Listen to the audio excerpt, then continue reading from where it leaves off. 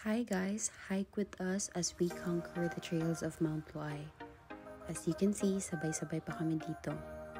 Mamaya, maiiwan na ako.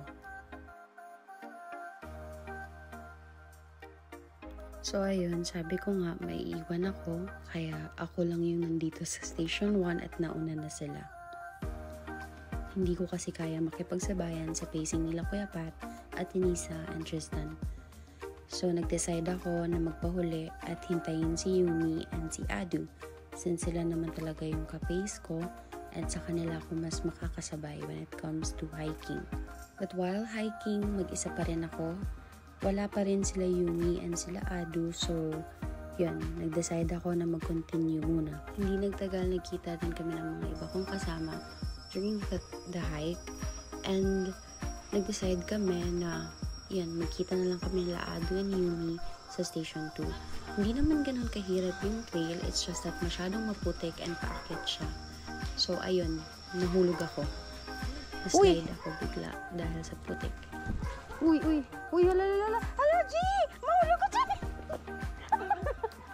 Thankfully, Gio was there. Thank you, Gio, for helping me.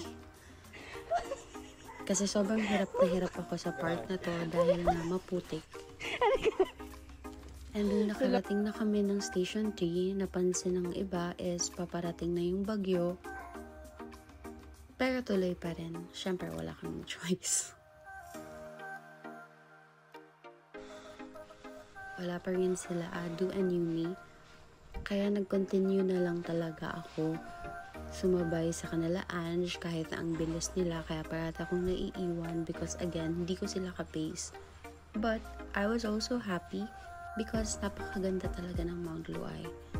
As you can see, foggy na dito na part which is hindi pa masyadong halata kanina sa baba.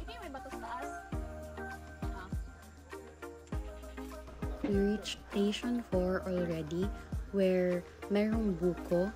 So, dahil nauna sila Tristan, iniwanan niya ako ng buko. So, pwede dun mag-rest. But we continued after drinking the buko. And yun, paakyat kami which is natuwa na naman ako dahil nga ang ganda ng scene sa taas. And it's very foggy. Dito may nakasalubong na kaming mga pababa.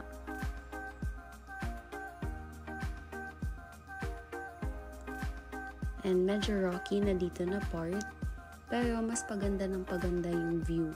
As in, super.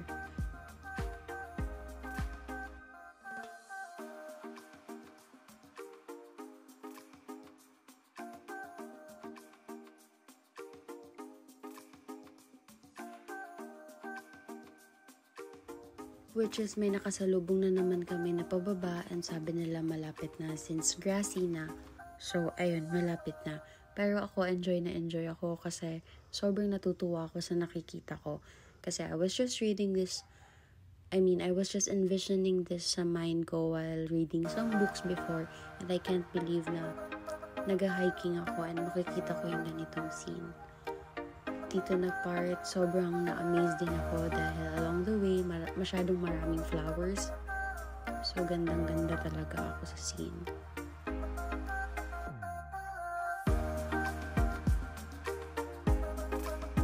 So, dito paakyat na kami. Papuntang last rest station. So, ayan. Tingin-tingin lang ako sa side, tingin-tingin ako sa palibot kasi sobrang na-amaze talaga ako sa ganda. Wala akong masabi. Ang ganda-ganda talaga ng Mount Luay. Ang ganda sa top. Ang ganda ng mga puno. And yung pagka-foggy. So, ayan. Na-reach naman namin yung last rest station. And, ayan. Ito yung view bago ka makarating ng peak. Meron kang makikita ng magandang flowers. Dito pwede kayo magpansit canton, magpaluto, and all. Rehydrate. So, ayun. Magkasama na nga kami nila Yumi and Adu dahil nagkita kami sa last resting station. So, eto na yun. Bago ka maka-reach ng peak, ito yung dadaanan mo. Hello! So, eto na nga. Nakarating na kami. 6th time in Mount Luay. O, di ba ang yabang ni Kuya?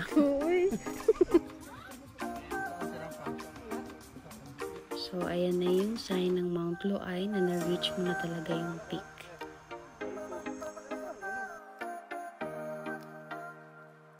So, ayun, we started taking videos and pictures dahil nasa peak na kami. Walang clearing pero sobrang ganda talaga. As you can see, yan na yung makikita mo pag na-reach mo again yung peak. Ulit-ulit yung peak pero ang ganda kasi talaga. So, yun lang. Thank you guys for watching.